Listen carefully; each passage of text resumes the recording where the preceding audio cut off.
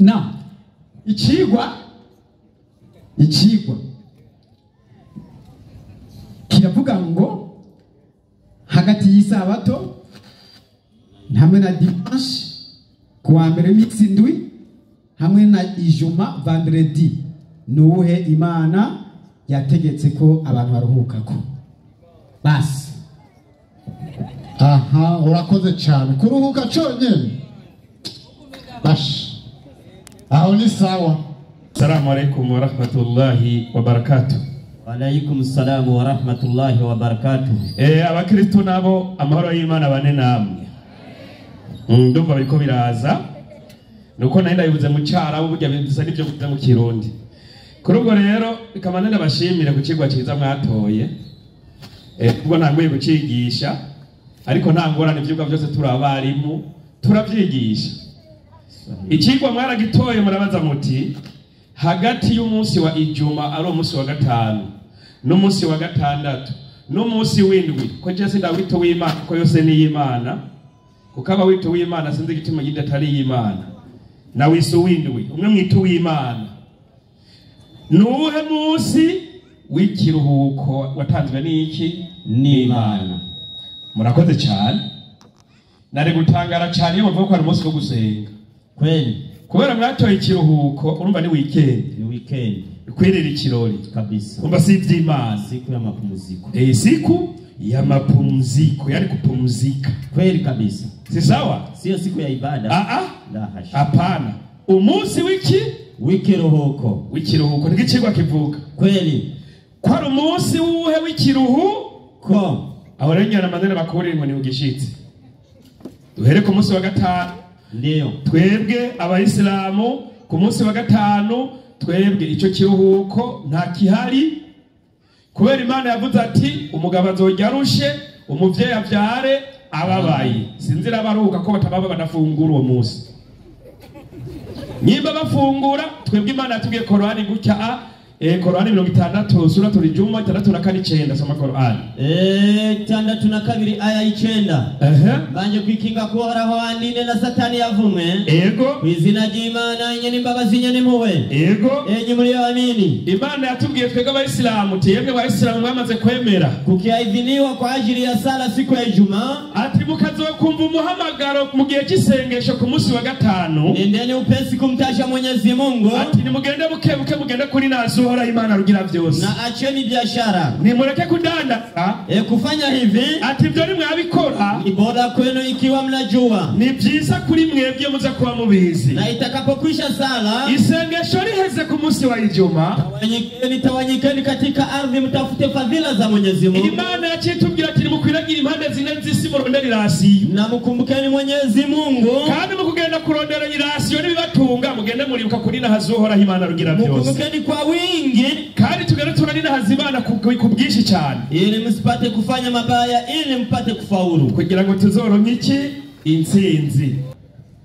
nta munsi Imana twebwe yaduhaye ngo turuhuke nkuko Korani bisiguye Korani tubwira iti umunsi wa gatanu ni wagera wisengesho genda musenge muvuye gusenga muce mukwiragira impande zine z'isi murondere imigisha ivuye kuhoraho Imana rugira byose hanyuma mu kugenda kurondera iyo migisha iri mw'isi tugende turaninahaza uhoraho Imana rugira byose mu byo tuko turakora byose twebwe abayisilamu duhagaze aho kubera iki duhagaze ngaho no kubadutanguriye basokuru bacu niko byari bimeze safi turabira mu itanguriro 3:14 gitabo cy'itanguriro kigabane cya 3:14 muri Bibiliya yera ego inyandiko igira iti igira ngo iki uhoraho Imana abarira iyo nzoka uhoraho Imana abarira iyo nzoka ati kuko sivyo bayikivume mu bitungano byose no mu bikoko byose byo mwisi ego byo mwishamba uzohora ukwega inda hasi Imana ibwira inzoka tuzohora ukwega inda hasi uzojya umukungugu iminsi yose y'ukubaho kwawe atuzojya umukungugu igihe cyose cy'ukubaho kwawe uzoshira inyankane hagati yawe n'umugore no hagati ubwira uvyaro rwawe Imana icishiramo inyankane hagati y'inzoka n'abantu n'urwiwe yego ruzogukomeretsa umutwe yego nawe uzorukomeretsa igitsintsiri. Nico gituma inzoka umwanya wose yo gutera habe ku isabato habe ku gatanu habe dimanche uyibonye uyiteye kuhiri kweri kabisa. Ibyo ntibiragahinduka kandi abarira uwo mugore Imana ikibwira uwo mugore ati nzogwiza rwose umubabaro wawe ufise inda. Nzogwiza cyane umubabaro wawe ufise iki inda. Jewe sindabona umuntu yongera ngo yaruhutse agiye kubyara agenda aratwenga sindamubona. Uzokwa muvyara abantu babara. Sindabona umugore avuga ati n'umunsi w'ikiruhuko nza kubyara ntababaye kuko n'umunsi w'isabato kweri uwo ndamubona mwisi bandanya kandi umugabo wawe uzomuhoranira inyota. Sindabona umugore avuga ati ko ari ku isabato n'umunsi nta nyota y'umugabo ufise nawe azokuganza abarira Adamu. Imana ikibwira Adamu nawe ati ko wumviye umugore wawe. Imana ikibwira Adamu ati nawe ko wumviye umugore wawe ukajya ku giti nari narakubujije ukajya ku giti nari narakubujije ntuzukiryeko yego uzaniye ivu muvumo uzokwa murya ibirivuye mu bibiriye ubiruhiye. twebwe nk'abayisilamu ntidushobora kuruhuka kubera iki Imana yavuze ko tuzojya tubanje gukora tukabanza gukoresha ingufu zacu twebwe abagabo iminsi yose y'ukubaho kwawe kandi ngo n'iminsi yose y'ukubaho kwawe ndakenera Imana iza kubihindura kweli. ivuga ati ibyo navuze ko umugabo azorya arushe ubu rero nabihinduye azogume yiyicariye aruhuke. hari iminsi yo kuruhuka atazoruha. hazoba hari umunsi wo kuruhuka yiruhukire akore arya atakoze kabisa. Imana yivugurutse ndarindiriye umurongo mwarimu w'abakristo aza guhagurukira kweli. kubera iki mwarimu bimeze bityo ndio Imana yaraturemye iduha n'amategeko safi. aya mategeko imaze kuyaduha twebwe ndushobora kuyarengako. hari umurongo abantu baruhuka bakwitwaza itanguriro kabiri nyandiko igira iti ivuga ngo iki ijuru n'isi binonosogwa kurema bene ibirimwa byose bene ibirimwa byose by'isinzi. Imana iranonosora kurema n'ibirimwa byose by'isinzi ku munsi ugira indwi Imana inonosora ibikorwa byayo yakoze iruhuka ku munsi ugira indwi. Imana irangije kunonosora igira gute iraruhuka. akazi k'Imana yari gahejeje ku munsi ugira indwi kandi yaranonosoye urumva nawe yarakoze finisage. uri kurubaka inzu ugacunonosora ukaraba ibyo utakoze neza ugahinyanyura n'akazi kweli kandi abafundi barabihemberwa kabisa. rero n'Imana irangije kunonosora byose ku munsi ugira indwi kweli iraraba ati ibi byose ndahejeje kubirema kabisa. hasigaye ko bizoza bibyarana gusa kweli irema ndagize gute ndahejeje. Imana iriruhukira kweli kuko Imana ntiruko yari ihejeje kandi ntiyari yarusha oya mu cyubahiro cyayo ntiruha. Imana rero imaze kugenda uko imaze kunonosora ku munsi ugira indwi ikiriruhuko ko yahejeje kweli. abana b'abantu nabo baca bibagira cyagezwe Imana yavuga iti umugabo azorya arushe n'umugore azobyara ababaye gushika gupfa kwiwe. ibyo baca babyibagira baca bishiraho undi munsi turaje kabisa. rero tw'abayisilamu ku munsi wa gatanu tuvuye gusenga tukora nta kuryama kweli. acambwira rero abo ku gatanu nabo ku wa gatandatu safi. turashikara ku bandimashe kweli. ariko imbere ko ngera ku wa gatandatu reka mbere ku bandimashe nabo kweli mbe nabo boruhuka.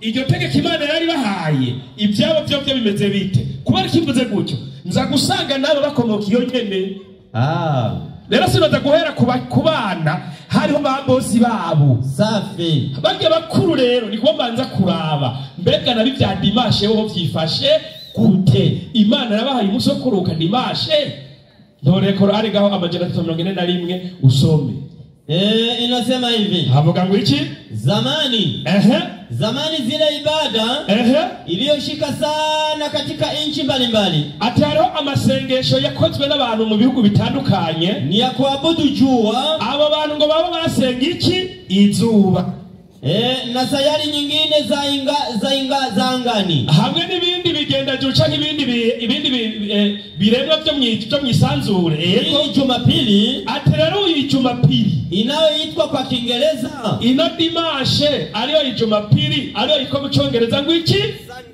Sunday umunsi w'izuba.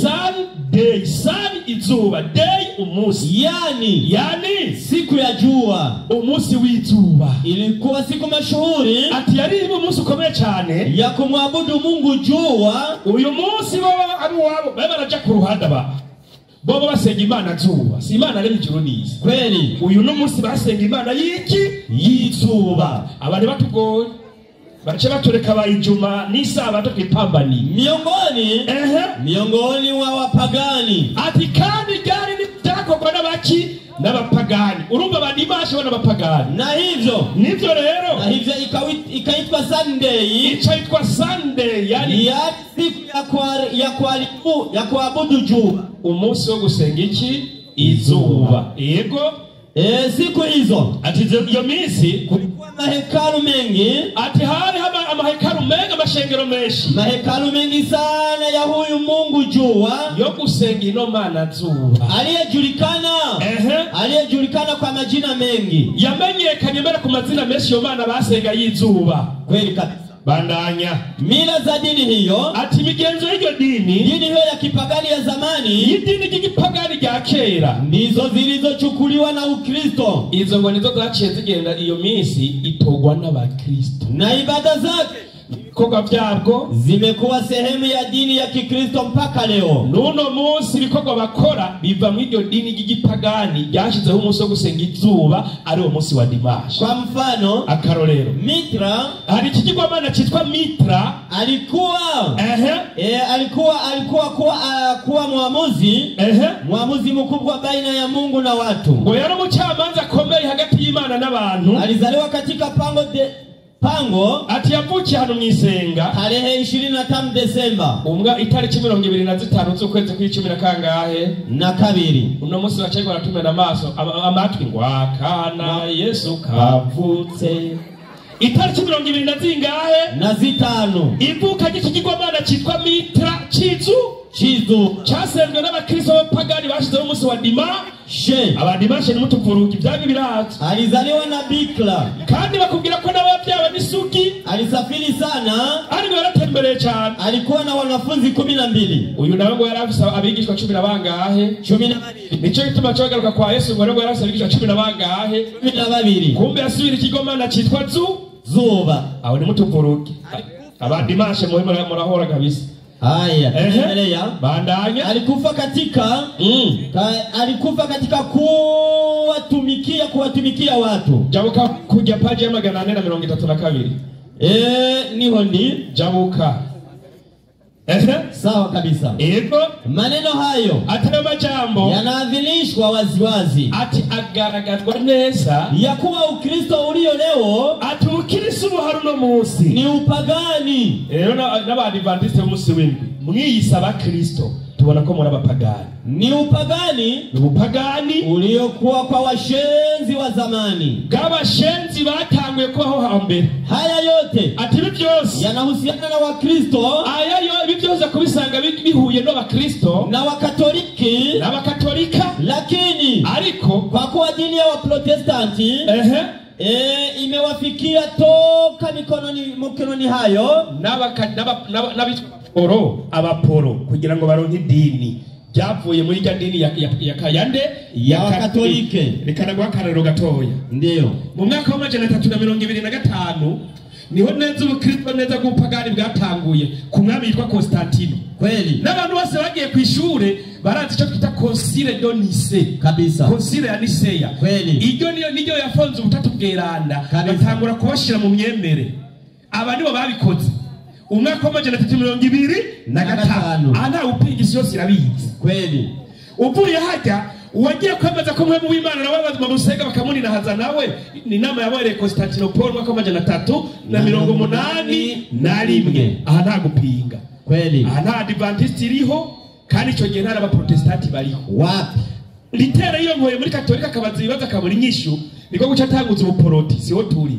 Ariko nabwo nyene bukomoka muri ya dini y'abapagani, idini y'abahakanyi basenga Imana zuba. Kweli rero ndatangara mbonye abadive namwe mugiye kubera iki mwari mumeze gutyo ndio bamaze gutanguza buno bukristo kweli abakristo bari hano adimashe ndaza habari bariho hari ikintu bita kwigisha cy'inama y'abatumwa kweli nemera imana datarugira byose yabijuru n'iboneka n'ibitaboneka nemera kandi umukama mu Yesu Kristo no mucupa ku muco ni imana nyakuri pa ku mana y'ukuri yarabyawe n'iyari musangiye ubwoko nase byose byaremewe kuriwe ubwo n'ubupagani bwo mu nama ya Niseya kweli bacagona abatumwa abakoze iyo nama babita abatumwa sinabimana ubarongoye umupagani Constantine kweli atemera n'imana kabisa si sawa kweli ivyo byose rero biva hiyo baba bavuye ku mana imwe baza gusenya imana ivuye ku yindi n'abadive no musi binjiyemwo Yesu ni imana ejo yarabivuze ko basenga zibiri ego imyemerere isa n'ayandi y'abapagani basenga izuba bamwe badimasha bakatolika kweli acarabizana na hano ngo dusenga imana data n'imana y'umwana ivyumviro by'umupagani Constantine muri ya nama ya Niseya kweli ico wibagiye nuko mutima mweranda bamuninaza bakamusenga kumera data na mwana nayandi muri bamwe mwari cyo kimwe urazi yamwaza ni saba tubijya byabo mutavyemera ego kweli je no betumye muri bazimu kuko mwenda bitiyende mugabo mwanse bimwe mwemera ibindi mugabo rero cyasanga muri ADVENTIST namwe mwatoye bimwe mugumana ibindi murashira hirya ibindi muragumana bimwe babisize turaza kumenya reko iki mwabigumanye umwanya urahari kweli siko bimeze mwari kabisa sasa bandimashe bo baraja ku ruhande kwabo gusenga kwabo kuruhuka umunsi ntibagira ni washenze niko igitabo kivuze ni gitabo abana nari byo ko turabazanye ngo bimeze biti oya nawe nyine barabizi nta nuhaguruka muri bo bavuge ngo oya wapi aharatse barabizi madamwe umwanya wiwanje avugurutse kweli kubera iki bo barabizi turi mu pagani imbere ducumura tubizi imbere n'ibigirangana mu gisabisho cyawo aho gusaba n'Imana tibere kwisabira Mariya yego irabakurikiye uragenda n'uburenganzira bwawe kweli aho rasiyo ndi rero safi reka rero tuje kuri babundi mu munsi wa gatandatu nabo yego umunsi windwi oya no windwi kandi mu cyaro turawemera ko ari ubano kazi wowe uyu munsi mu cyaro wawe itaya umusabti muri sabati ejo ni ya muri ahad ejo ni ya mu ahad umunsi wa mbere kiluka cyarabi ibyo turabiritse kweli tugira guharura abayisilamu nk'ubunye ku mugoroba izuba rirenze umunsi uraheze ubundi uratanguye iyo ni kalendariye y'Imana dukoresha muri Islam no musigiti kalendariye ihinduka isengesho rya sizere cyo duhindura itariki kwe ukwezi guserutse aha bisigure iyo itariki ya mbere niko duharura sasa rero twa dukoresha kalendariye y'Imana ikimbabaza gituma nabo bakiri hariya bacakoresha kalendariye Gregoriye ya Papa Gregori nobo niyo mukoresha ubanze mu yihere kiretse umunsi w'isabato gusa ibindi byose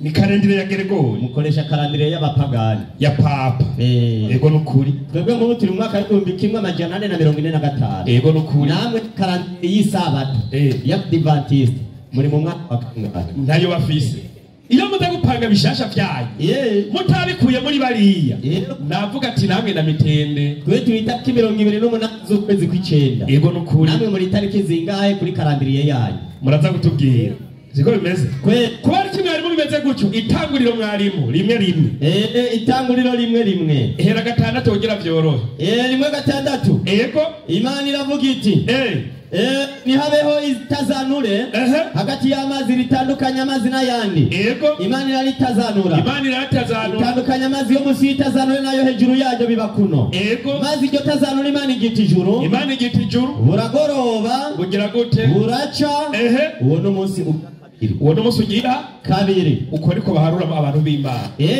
abantu tarabimana bo muri babashenzi bacha kugira ngo umunsi waheze saa 6 y'ijoro mbere kucha wandika 00 ni washenzi we 00 we umvuriho hao ni washenzi 000000 kandi hao ugacuja gahwe ngo kwisago ni sanga ngo ni saa 6 hambe handitse 12 programa y'abapagani kweli urumva kabisa umuntu bakaguhendera umuntu ufise ubwenge ngo nindi ivyo ngweko Imana bwati buragoroba buracuna umunsi wa mbere sivyo bubanza kugoroba hama bugaje bobo ni saa 6 yani umurago n'ijoro birafatanye kagira umunsi washenzi hao ni ngorane hao ni washenzi kweli twebwe tugira kuri kalendariye hiki y'Imana twebwe rero nta hari Imana tugiye ngo turuhuke eka nimuze kuva mu rukuruho tuje gusenga eka aho naho ndabakura ni mujeyi safi Tesalonike wa mbere Tesalonike wa mbere 5:17 Imana igira iti igira ngo iki musenga ubudasiba. ugusenga ku Mana nta karuhuko Eka dusenge ubudasiba. Nico gituma twebwe abayisilamu kuva ku wa mbere gushika ku wa mbere, kuva ku isabato kugeza ku yindi, kuva ku dimanche gushika dimanche ni gatanu ku munsi dusenge ubudasiba. niba shaka ko amasengesho 5 tugira ku munsi ndakwereka muri Bibiliya ndayagutondekeye yose, ariko si yondi niko bimeze kweli. iyo nita ko tugendera ku mategeko y'iki y'Imana. Reka renda baje ko ADVENTIST b'umunsi we yego ndabashikiriye rero muri mitwe tubasuzume namwe kw'ivyo muri mwarukuri. Imana yaratanze isabato, ndavyemera nanje ndavyemera. Imana yaratanze iki isabato nukuri mbona kuva ya 20:8 20:8 nyandiko igira iti agira ngo wibuke kuziririza umunsi w'isabato. Imana ati wibuke kuziririza umunsi w'isabato. Kweli Imana yagize gute yarawutanze. Niyo ni myinshi ndacaje umunyenga. Imana yatanze iki isabato. Mu bitahure nta mwisilamu atazokubwira ko isabato yatanzwe n'Imana. Eka uwo mwisilamu nta uri. Eka imaze gutangwa n'Imana yayihaye nde? Twagiye hariya mwarimu safi yahawe bande bariye.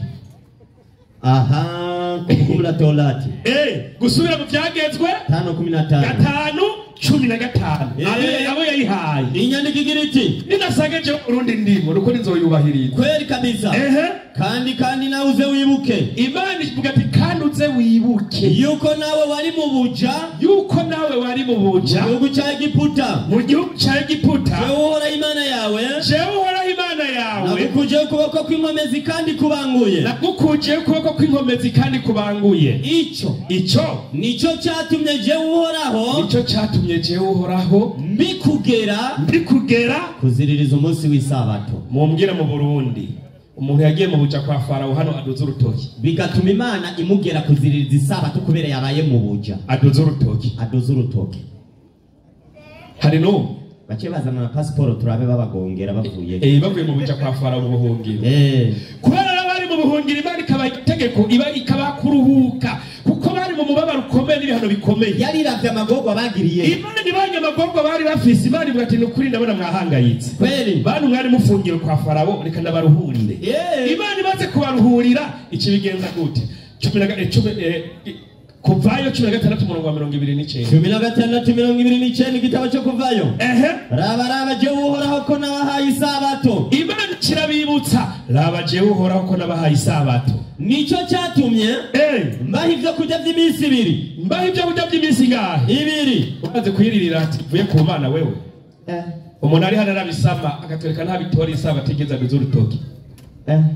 Iby'Imana murungikiye bivuye mu ijuru nanje bampaye ko canduhuka. Ego nanje nokuri uraze ko irasivye ku Mana wewe. Ego nokuri nubu nivyururuke hano ureko nacazeririza isaba bangirire stock muhira y'iminsi 2 nirigwe njyana. Ego nokuri kabisa urumva ivyo kurya by'iminsi 2 imbere ko bayiziririza Imana yabanza kubaha. Nico cyatumye bayivyo kurya by'iminsi 2. Ego kuwa gatandatu ya umusabti umuntu wese naguma hari ntibamwe ngo abana basabato kandi ngo munsi w'ikiruhuko ninde ababwiye muze hano kandi no munsi turi ku isabato. Tegeko ry'Imana umuntu wese agira ngo ngira baraye hano. Itegeko ry'Imana ngo umuntu wese agire gute naguma hari. None baje gukora iki hano ngira baraye hano kubera yinjiye jo mangaridi yinjiye ku mugoroba kumbe bose baraye hano kubera isabato yageze bari hano. Itegeko ryo rivuga ati muze kuronka injya umwe wese agume ahari. Nimba mutabonyanze gicanditswe wumva muri bo bandanya inyandikira bandanya. Ego ntihagira umuntu ayegayega mu ndabira ntibasubiye kuyikoma. Ntihagira uwikoma na mikoro ntibaze gutora. Ntihagira umuntu ayegayega ku munsi ugira 7. Uyu no munsi ntimuyegayege n'uyagaza mu ndabire ko kirazira. Nuko kuwindwi abantu bararuhuka. Ubusanga bwasenze kandi bari umunsi wo kuruhuka no kuruhuka kweli kandi si kuri mwebwe. Eka babandi bahabwa irasi bafunzwe kwa Farawo badubuja kweli. Abo ni Imana yahaye iki isabato. Yemwe twa turabyumvikana je nibaza ko byumvikana umurundi yahawe isabato zana bimbariye je darindira umurundi yahawe iki isabato kubera yuko mwarimu igituma mvuga ata murundi yahawe isabato reka nibarize Yesu banza mve ku murongo wa 31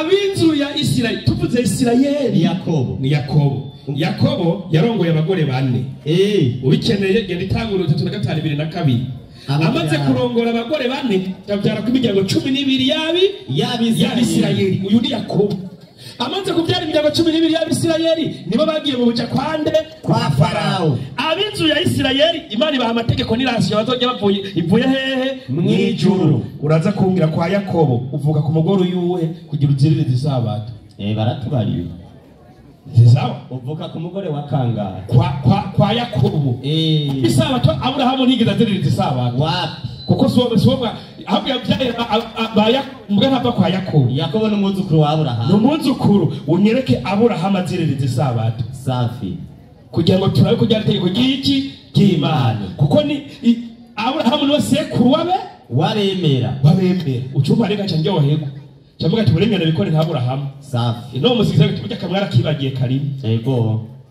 zisawa kandi amategeko agenga impunzi abasigaye mu gihugu ntabaraba oya ntabaraba muba bari mahama umuceri n'ibajya n'ibigori twese ibyo tugenda ry'amateke n'ibiharage hari usanga bajya intete bari yabirira intete amategeko arashobora kumwe bari mu buhungiro n'abidegevye nico gituma bari nyazivuye mw'ijuru kuko Farao navyari kubaha sisawa kweli were kwa Yakobo ucumbwira ugira kangahe umugore wa kangahe wavutseko kugira ngo umbwire ko uri umusabato safi ico kiraheze kweli reka rero barize Yesu mbe Yesu nawe umaze kugera ngaha ku isi ko abantu bakubaza ibibazo bamubajije ikibazo Yesu gushika bamutega n'ikibazo cyo kurondera ko avuga mu isabato burya ibintu byatangiwe no munsi no kuva mu gihe cyane cya Yesu baca mubaza ikibazo kiri muri Mariko 12:8 bica bigenda gute inyandiko igira iti yego haza umwe mu banyabwenge b'ivyanditswe yumva babazanya amenya ko abishuye neza kugira ngo amenye ko abishuye neza aramubaza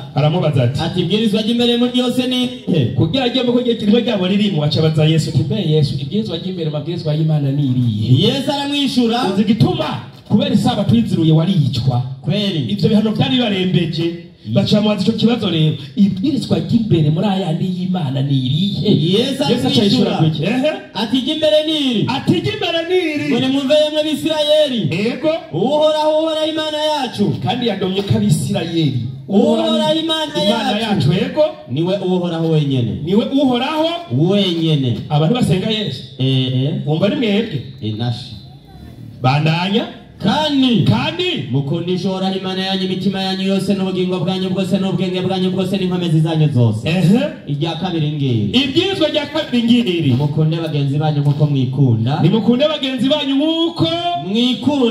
nk'uko mwikunda nta rindi bwirizwa risumbanye igisabato ntajya babwiye nta rindi bwirizwa risumba ayo mbere Yesu aca bongera n'irya kabiri mbere yindi kubera bari bazi ibyagezwe byahawe nde Mose Yesu ababwira ngo iki Yohana 7:22 nyandiko igira iti igira ngo iki Mose yabahaye ugukebwa bari bazi kuri komeza kuvuga ryo gusiramurwa bari babyiteze navyo nyene Mose yabahaye ugukebwa ati Mose yabahaye gusiramurwa mugabo ni kwavuye kuri Mose ariko ni kwavuye kuri Mose kandi murahora mukeba umuntu ku isabato ko muri abasabato no munsi ku mvugo ya Yesu nimutwereka abahungu mwasiramuye bagiramyaho gira bari ndani mu rushenge ku mvugo ya Yesu ku isabato turumva kwakuruka nta kuri yabahaye akazi ko gusiramuye Yesu ati genda musiramure iyo misore idasiramuye kweli boniye no musiramuye bangahe nimba muri abukuri sanga bariyo hari ikigira kabiri mwarimu abahabwa isabato bahabwa n'amategeko kweli hari rindi tegeko riri mu guharura 2:8 gitabo cyo guharura 2:8 yego muri Bibiliya yera nyarutsa inyandiko iragira iti igira ngo iki muri kurikirane mubyumvirize hagira hati ku isabato muze mutanga abana b'intama babiri muno musi rero mwabashitse simba ntari y'inyama b'amasuguru kwisabato mutoze muratanga abana babiri biki bamasuguru kugira mbone ko namwe muri abukuri mwazitangiye nyereka amaraso yazo nanjye nze gutahana akaguru k'inda rasi ku rushengero none nyereka amaraso kweri nje nkahana kanyama kigiye kuba adventiste b'umunsi w'imwe bubahiriza isabato bubahiriza iki isabato muganga bone ntayirose iyo sabato yanyu namwe mwisuzume si yanyu muzoba muri abafeki ni muri bo yego nukuri niko bimeze kweri abo mwasiramuye ubanyereke yego impene mwabaza canke inama ndabibone kweri ivyo ntabibonye namwe ivyo muza kuvuga byose ntimuzoba muri bo oya nukuri ahubwo tuza gusuzuma mu nyuma namwe muri biki sawa n'amanu ikigira kahena nibagiye mu nyereke cyo mwasamiye manu umusozi mwazitoreye kuko ndazi ubukorotiye gutya wubahitse cyane aho manu zikorokera ikigira kane bazane n'ingero yitwa omero bapima ko manu manu bapima ku ngero yitwa omeri nta munzane bakoreye yitwa omeri iyo ngero nayo muyiza iyo ngero nayo turayikeneye duce tubona ati muri bo kwe muce muduhamagara rero twirece tuza tuziririza iki isabato kuko ibyagezwe byose bizoba biraba mwebwe ndabahirinde byirizwa bahi ndabongera irindi 15 kuvayo 31 gitabo cyo kuvayo 15 15 yego inyandiko nayo irababwira iti babwira ngo iki niyo muyikurikirane neza mumvirize hagira hati mu minsi 6 abari ibikorwa bikorerwa ariko uwugirindwi isabato yo kuruka bihebuje yerejwe jewe uhoraho uzogira igikorwa na kimwe akora kuri uwo munsi w'isabato ntazabure kwicwa uko bajya ariko baranyonga amamoto kugira ngo mubahire iteko ry'Imana mubebo originale no munsi mwishemwe banga gabajya cyo tumenya ko mubahire igiki isabato kazi gabajya sasa namwe harimo twebwera gituma twabonye ko ibi bintu by'isabato ataritswe twabihawe bifise bene byo kandi bafise n'ishina gashimye Imana yabahaye mu minota ikurikira karazi niyo sisabwe harimo kweli reka twibaritse Yesu mwanya yo nta kibazo iyo inatosha. Salamu alaykum. Wa alaykum salam. Wa alaykum salam wa rahmatullahi wa barakatuh. Ndazi bavyanditse abandi bavyumvishije aha nta gukwepa. Reka mpagurutse umwenyekiti nawe ahagurutse umwarimu iminota 30. Na wa Kristo, haleluya. Haleluya. Hai. Ujumbe umefika. Mwalimu, ingo ufate iminota 30 werekane aho wabagiye inka n'impene cyane, utubwire ko twaraye ngaha kubera isabato, utubwire ibyo twariye byapfuye ntiwabyumvise. Reka ndabafashe kugira ikibazo cyumvikane. Wenda idukwepa kubera yuko ibyo turimo turabizi kandi ndazi ko mwarimu atabwo bafise. Basi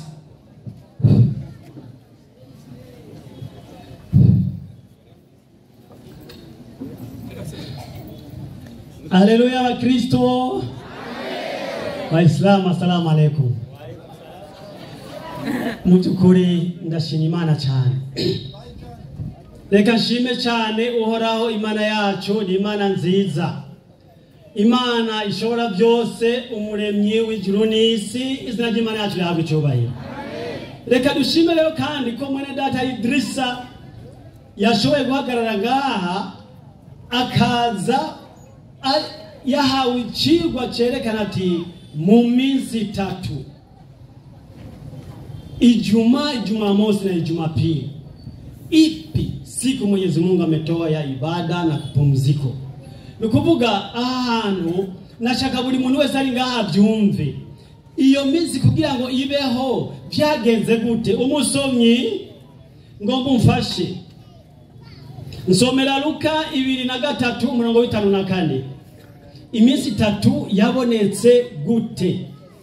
Luka 2:3-54 ndasoma mu izina rya Yesu. Ushitse kuri 2:4 umurongo wa mbere. Wari umunsi wo kwitegurira isabato igira ishike. Umunsi Yesu yafatwa kandi agapfa wari umunsi wo kwitegura iki isabato. Abagore bari bavanye na Yesu i Galilaya, abagore bavanye na Yesu i Galilaya bakurikira Yosefu. Ego babona iyo mva ingene ikiziga ciwe gishizwemwo. Egome basubira inyuma bategura ibimota neza n'amavuta atamirana mukomere kandi ku isabato bararuhuka nk'uko byagezwe. manzi uhagarare ngaho. Ku isabato baruhutse nk'uko byagize gute byategetswe bari bakiri mu bugaragwa bandanya gatoya. Ku munsi wa mbere w'iminsi indwi kare mu mutwenzi baja kuri yamba bajanye bya bimota neza bateguye. Urakoze cyane. Nashaka buri muntu wese ari ngaha amenye ko iyo minsi 3 Yesu Kristo yamaze ahanganye n'icyaha, ahanganye na Satani. Ijuma mosi na ijuma pili abantu bahano ku isi yose bayigize ibiruhuko. Muri iyo minsi 3 rero twebwe abadventiste b'umunsi w'indwi nsomera 2:3 umurongo wa mbere igitabo cy'Abalewi twarahitiwemwo twarisunze. Tujane 2:3 umurongo wa mbere bwana. Abalewi ndasoma mu izina rya Yesu. Avuga ngo iki? Haranditswe hati Uhoraho abarira Mose ati barira Abisirayeli ti niyo minsi mikuru yiwe ishinzwe kwiye kuzotangaza ko ariyo gukorana kwera. Ugukorana kugize gute? Kwera. Iminsi mikuru yiwe ishinzwe niyi. Iminsi ishinzwe niyi. Mu minsi 6 abe ibikorwa bikoregwa. Egome. Ariko umunsi ugira indwi isabato yo kuruhuka birebuje ni ikoraniro ryera. Haleluya. Amen. Ni ikoraniro rimeze gute? Ryera. Nashaka mbengene nkuyama kakantu komba n'imvura iradusugereza. Nyaruka muri Yesaya 6:2-3. Yesaya 6:2-3 ndasoma mu izina rya Yesu. Avuga ngo iki? Haravuga hati Ego 6:2 haranditse hati muri Yesaya nyaruka igihe kizoza uhereye mu mboneko z'ukwezi ukageza mu mboneko z'ukundi no guhera ku isabato ukageza ku yindi abantu bose handitse ngo Abayahudi abantu bose bazohora baza gusenga imbere yanje niko Uhoraho nyine ingabo agize. Haleluya. Amen. Jewe umurundi ahari mwijuru risha no mwisisha abantu bose 5:6 muri Yesaya nyarutsa ndasoma mu izina rya Yesu. Havuga ngo iki? Haravuga hati kandi n'umunyamahanga yifatanije nanje Uhoraho kugirango bankorere. Na wa muntu atari umuyahudi atari umwisirayeli agomba gukorera Imana bakunde izina ryanje babe abasabyi banje umusabyi wanje. Umuntu wese aziriza isabato nayikengere. Umuntu wese agomba kuba umusabyi w'Imana aziriza isabato ntagire gute? Akabangiriza isezerano ryanje. Azobigezogenda gute? Abo nabo nzobashikana ku musozi wanje wera. Nzobashikana hehe? Banezereze mu ngoro yanje yo gusengerwamo. Ibimazi byabo byo koswa n'ibyo gukeregwa bizokwemerwa ku gicaniro canje kuko ingoro yanje izokwitwa inzu yo gusengerwamwo n'amahanga yose. Haleluya.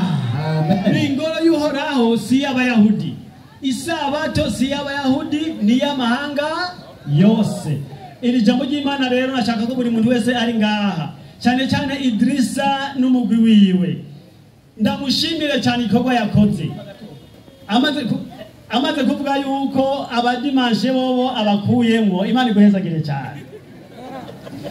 Hanyuma kuba yagukoresheje kuko Yesu yavuze ngo abantu banze kuvuga n'amabuye aragira gute? Aravuga. Mungu akubariki sana. Hanyuma kigira kabiri nashaka bwana Idrisa nsomera Qur'ani 6:2-5. 6:2 igitabo cha Qur'ani.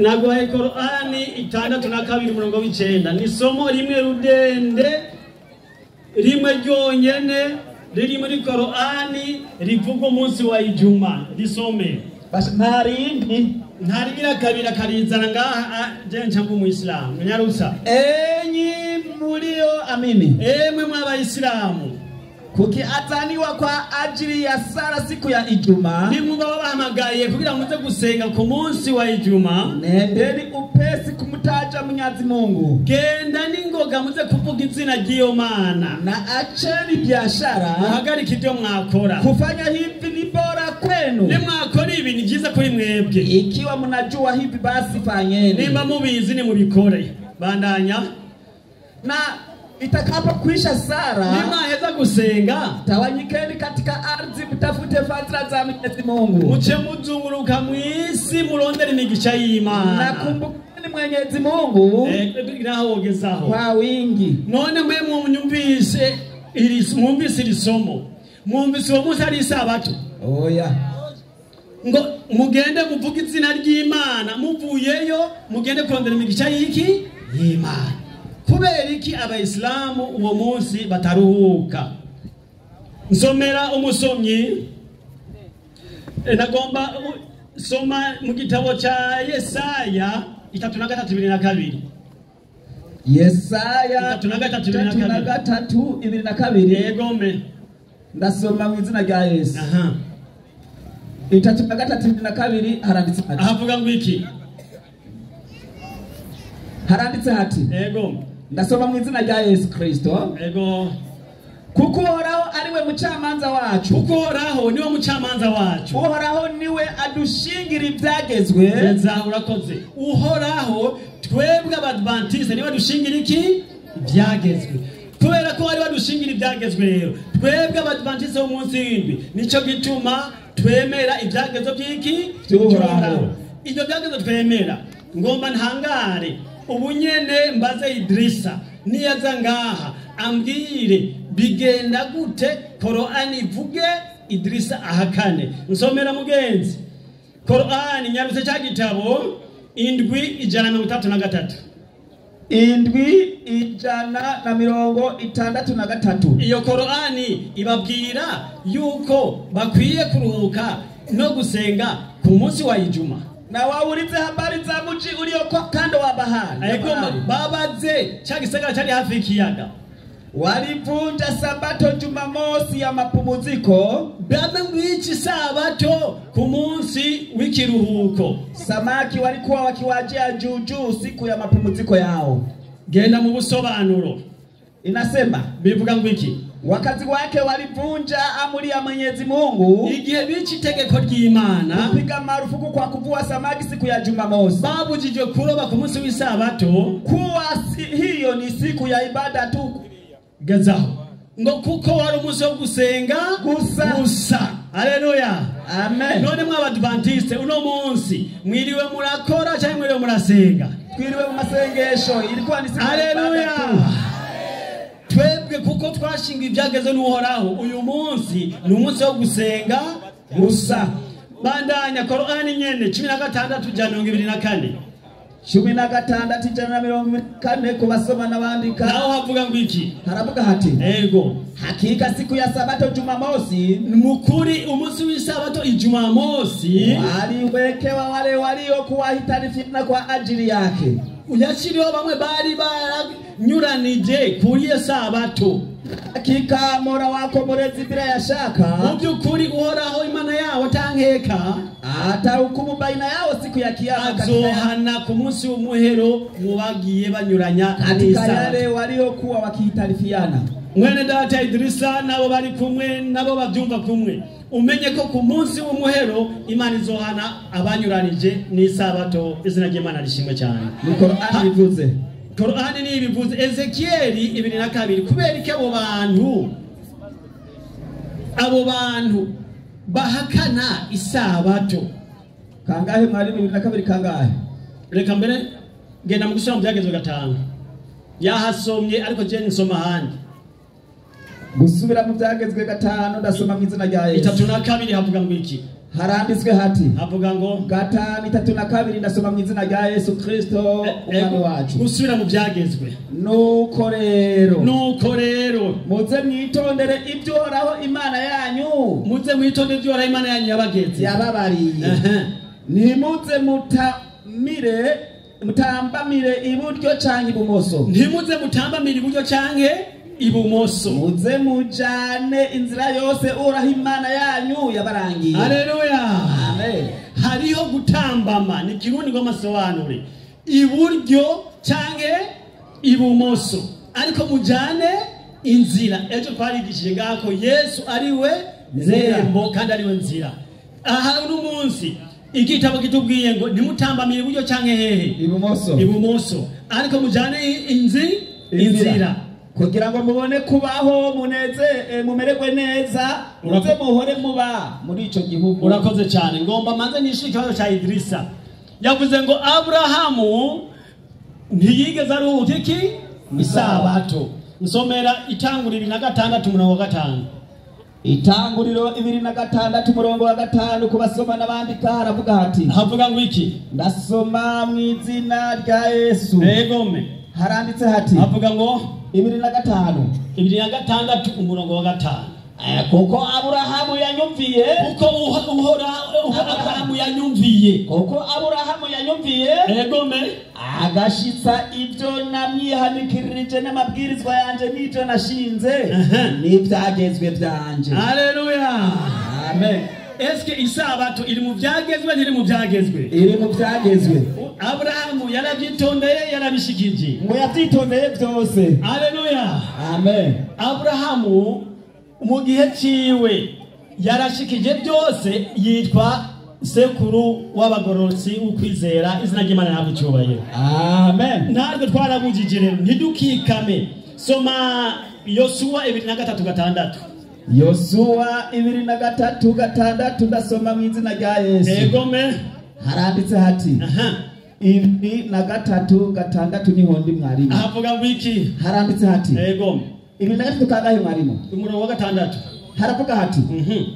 Ndasoma mu izina rya Yesu. Nyarutsa. Nuko rero. Ego nuko. Nimugumye imitima mushikame. Mubone kwitondera no gushitsa ivyanditswe byose muri iki gitabo cy'ibyagezwe bya Mose. Urakoze cyane. Gezaho. Nagomba nishuri ikibazo cya kabiri cya Idrisa. Idrisa yavuze ngo abapagani nibo basenga Imana zuba. Nsomera muri igitabo cya Yeremiya 4:13. Yeremiya 4:13. Ndasoma mu izina rya Yesu. Abo bapagani haranditse hati. Handitse ngo iki? Kandi azohombagura inkingi ziri mu rusengero rw'izuba. Kandi azohombagura inkingi ziri mu rusengero rw'izuba ruri mu gihugu cya Egiputa. Mu gihugu cyande cya Egiputa. Manzo gereze ngaho. Muri Egiputa muri Misiri hari amadini angahe? Hari idini ry'Islamu. Hari irindi rigira kabiri. Orishiraho nibo cyagucitose. Ubwo rusengero ruri hehe? Muri Egiputa mu Islamu. Aho rero bobo rero urusengero rw'Imana zuba baragabuye. Ngo baragize guti? Baragabuye. Aha. Nikindi cigwa kizoza ubundi munsi. Bagabuye ibyaka. Bagabuye ibiki? Ibyaka. Ego. Ikimenyetso cyo Islamu n'ukwezi niki? Inyenyeri. Aha. Abakatolika nabo batoye iki? Izuba. Soma rero Itanguriro 1:14. Ndasoma mu izina rya Yesu. Avuga ngo iki? Itanguriro 1:14 hagati. Avuga ngo Imana iravuga iti mwitazanure ry'ijuru rihabeho ibyaka byo gutandukanya umurango n'ijoro. Ego. Bibereho kuba ibimenyetso no kwerekana ibihe n'iminsi n'imyaka. Yezaho. Bibereho kuba ibimenyetso no kwerekana iminsi amezi niki n'imyaka. Ibyaka byashyiriwe igikorwa cyo kwerekana ibihe. Ariko bo barabisenga. Abisilamu babisize ku musigiti. Abo bakatolika Imana zuba yabo basenga dimanche. Ibyo nibikorwa batoranije bagabura ibya Imana yari yarabyemeye. Wapi? Gusura mu byagezwe igice cya 4 umengana umurongo wa 14 nyarutsa. gusubira mu byagezwe kane umurongo wa 14 mwarimu yego havuga ngo iki ndasoma mu izina rya Yesu Kristo 14 kane 14 gusubira mu byagezwe haranditse hati havuga ngo kane 14 haranditse hati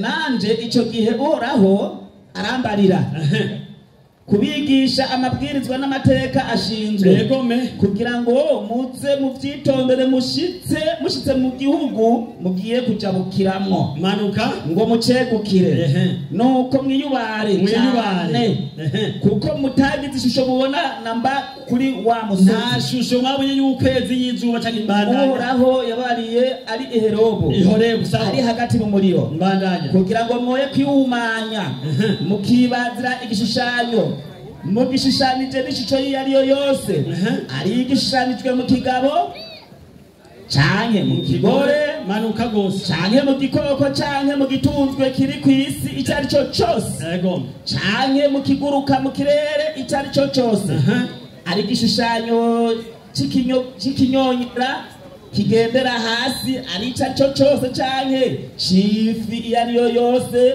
yo mu mazi yo mu biyaga kandi mwiyubare kugira ngo nimwararama mukaraba mwijuru heraho nyene kandi usome neza bukebuke genda buke kandi mwiyubare kugira ngo nimwararama mukaraba mwijuru mukaraba mwijuru egome hanyuma mukabona izuba n'ukwezi n'inyenyeri arizo ngabo zose zo kwijuru none mane data muriko muranyumviriza bararamye abisilamu bararama abasengazuba babona izuba ukwezi niki n'inyenyeri kandi Imana yari yagize gute yari yavuze ngo bize byoye kubakwega ngo mubisenge Imana rero ntivugira ikintu ubusa yavuze ngo nimwararama ntimuze mugire gute mubisenge ariko bo bararamye baca babishira hehe ku musigiti ukwezi n'inyenyeri kandi barabisenga mwikomerere cyane hanyuma rero bana b'Imana nashaka umuntu wese ari ngaha byumva twebwe nk'abadventist bo munsi w'indwi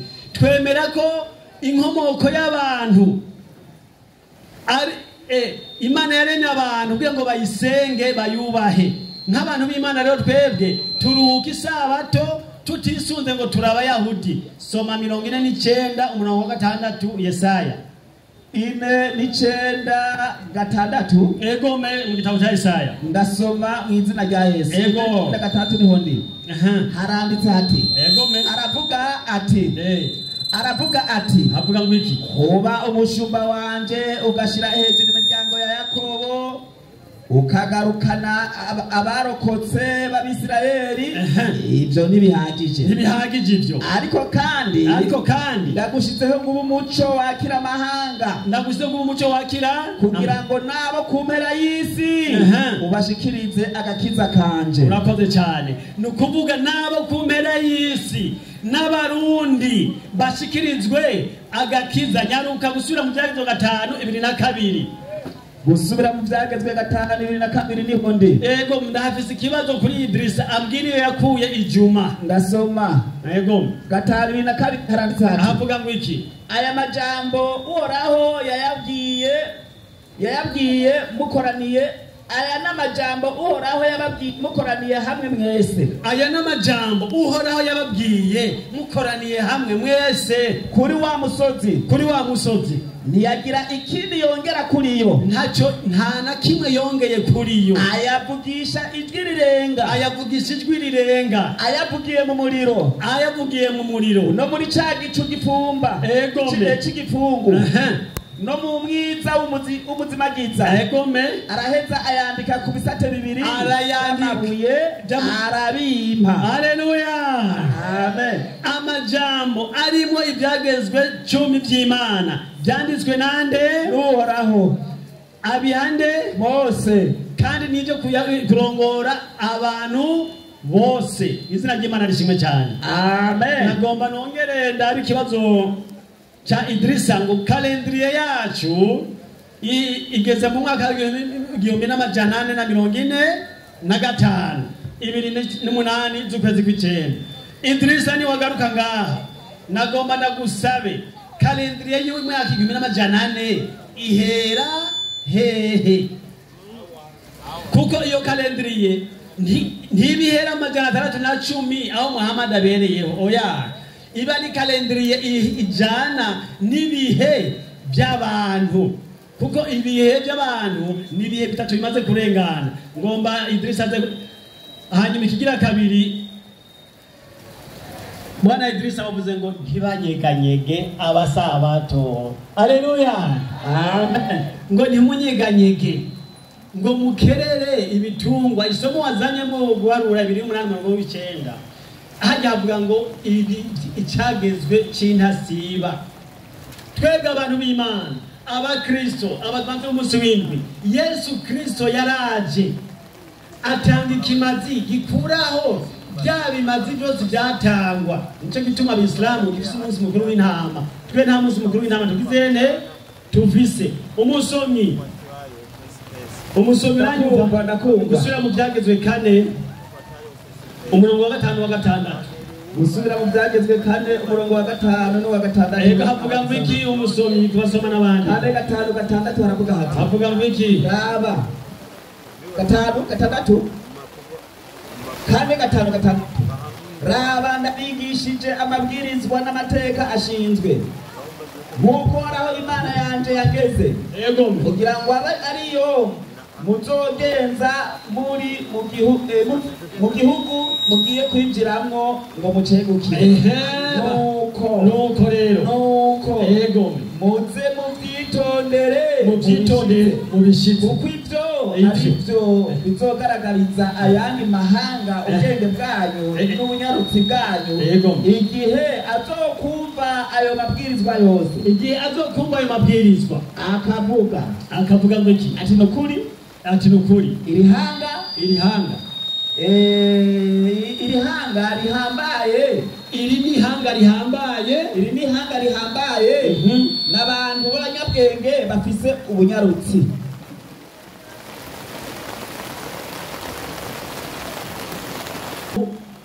mwabyumvise abanyamahanga abo hirya no hino niba babona mwitondera ayo mategeko bazobona ko abo bantu ari abanyabwenge abantu bafise ubunyarutsi birakenewe ko abantu bose baraba ingene kwitondera isabato n'amategeko y'Imana nk'umunsi w'ikiruhuko izina ry'Imana yacu yaba icyubahiro amen isomera kuvayo 20 umurongo wakangahe Maite badrisha mapire ndasoma ariko umunsi ugirindwi niyo sabato yanjye jewe Imana yawe ariko umunsi ugirindwi niyo sabato yanjye jewe Imana yawe ntukagire igikorwa na kimwe ukora kuri wowe ubwawe cyangwa umuhungu wawe cyangwa umukobwa wawe cyangwa umugurano wawe gezaho cyangwa umugurano nkeneye kwiyumvisha Idrisa yuko umunsi ugirindwi ariyo sabato yanjye y'Uhoraho kubera ko tugomba kujyaniranya nashaka n'abandi babyumve none kubera iki dimanche yabayeho usomera mu gitabo ipaji 35 umuzire bwa kera nyarutsa igitabo cyanditswe na Musenyeri Gervasi Banshimiye ubusa yego mewe igatara ubu watwara Yosefe muri y'Ibujumbura ibiro byo biri kuri katedrale Regina Mundi bagende bamubaze aravuga ati avuga ngo iki amabwirizwa 10 tuyasanga no mu gitabo cy'amategeko birumvikana yuko Israeli yashima gose egome Eklezia Katolika yatigama amabwirizwa 10 karaba nyinzira ntangere twogenderako yarahinduye gusa umunsi w'isabato yarahinduye gusa umunsi w'isabato itora ubukurikirane w'umunsi w'Imana gezaho Eklezia Katolika yarahinduye umunsi w'isabato abayisilamu nabo baranse umunsi w'isabato baba babiri bumvikana kurwanya umunsi w'isabato ariko Bibiliya yatubwiye ngo ntimutambamire iburyo cyangwa ibumoso Yesu umwami wacu ari ku musaraba ububafu bwiwe hari igisuma n'iburyo hari igisuma suko ga yewe kandi rero Yesu muri Yohana igice cya 10 havuga ngo Yohana 10 angahe 10 soma hera mu mwanya 10 umurongo w'umunani na hadihondi havuga iki ndasoma mu izina rya Yesu haranditse hati 10:8 haravuga hati havuga iki haravuga hati abanyitangiye imbere bose bari bisuma n'abantu egome ariko intama ntizarumviye bandanya ni jewe rembo kandi ushika mu rugo wese aciye muri jewe arakizwa muri Kristo Yesu agataha agaturuka akaronka icanya. haleluya amen. ni kuvuga Yesu niwe rembo ry'urugo rw'iki rw'intama. Abaciye hirya bari bisuma n'iki icyo gisuma kimwe rero ni cya kindi cyavuga ngo nimba uri umwana w'iki. N'uyu munsi Ibilisi agazi ko aracyabikekeranya ntiyemera ko Yesu ari umwana w'iki w'Imana. hanyuma n'abemeye ko Yesu ari umwana w'Imana nabo nyine ntibemera ko isabato ari umunsi w'iki w'Imana. ngo barawugize gute barahinduye batora ukurikira nk'umuntu w'Imana. kubera iyo nama rero y'abayisilamu n'abagatolika nicyo gituma uyu munsi ishengero rya Kanyosha ryabatumiye kugira ngo mumenye mukwiye kuva hirya no hino mugasubira mu nzira z'ukuri. Reka tubaze izo nzira n'izayo. Nsomera Yeremiya 6:16. Yeremiya 6:16 gasoma mu kina gaye. Ibilisi atanyaruka Aravuga hati avuga ngiki uku dukora hagize uhora hagize ati nimuhagarare mu mayira mwitegereze mubaze inzira nziza mubaze inzira za kera inziza iyo ariyo abe ariyo mucanga. genda bukebuke uku nikoraho agize uti nimuhagarare mu mayira mu madini. ni ukuvuga gatatu 99 havuga muri Korani ko inzira ari iki idini. nimuhagarare hagati mu madini mubaze idini rya kera iryo ariryo. idini rya kera iryo ariryo aba ariryo mujana. ariko mugira gute aba ariryo mujana. so umurongo ukurikira gato ariko bo baravuga batekaye ntituyijana. bavuga ngiki batekaye naho twoyibona ntituyijana. gezaho bo baravuga ngo ekaye ntitugira gute ntituyijana. ariko baba yaravuze ngo nimubaze inzira za kera. kandi inzira za kera ni uko uhoraho ari mu munsi w'iki w'isabato. kabiri mu itanguriro yavuze ngo niho haduhenda hasoma ijuru n'isi binonosoka kurema ko biri muri byo byose by'isinzi. ijuru n'isi binonosoka kurema ko biri mu byose by'isinzi. ku munsi ugirindwi Imana inonosora ibikorwa byayo yakoze. egome iruhuka ku munsi ugirindwi ibikorwa byayo byose yakoze. egome nuko Imana ihezagira uwo munsi w'indwi iraweza. iwugira gute irawuheze kandi gute iraweza. ashaka Imana yaruhukiye ku bikorwa byayo byo yaremye kandi yakoze. urakoze cyane ngomba Idirisa niyaza ngaha ambwira umuntu yahezagiye ne ijuma kandi umuntu yejeje ijuma mugabo nico birashoboka. Soma Yeremiya 18:15. Yeremiya 18:15 niboreka kwana abasha haranditse hati havuga ngwiki 15 havuga ngwiki haravuga hati yego yamara abantu banje baranyibagiye yego boshereje imibavu ibitagira ikimazi. Vyatumye batsitara mu nzira zabo. Urakoze cyane. Nizo nzira zabo za kera. Urakoze cyane. Baratsitaye Yohana yagitanoze. Basi muda ikigwa kiragenda gitera imbere tugize mu myanya yo kumvikanisha icyo twita summarize. Reka mpamagare umuntu kugira ngo aza n'umwigisha yongere asubire mu cyigisho. Assalamu alaikum wa rahmatullahi wa barakatuh. Wa alaikum assalam wa rahmatullahi wa barakatuh. Reka nshimire Mutama n'ukuri yigishije kandi byatahuritse ibyo yigishije kugira ngo tubitahure neza. Ibyo bigirije ku mpande zose reka tubonere iminota 20 kugira ibyo bigishije babinonosore kabisa. Tuze kuva ngaha umwe wese yumvishije icyo yumvishije. Sawa, reka duhagurutse umwarimu Amidu aze kubisobanura neza ukuntu bimeze. Ndaguhaye ikaze ushike ngaha imbere iminota 20.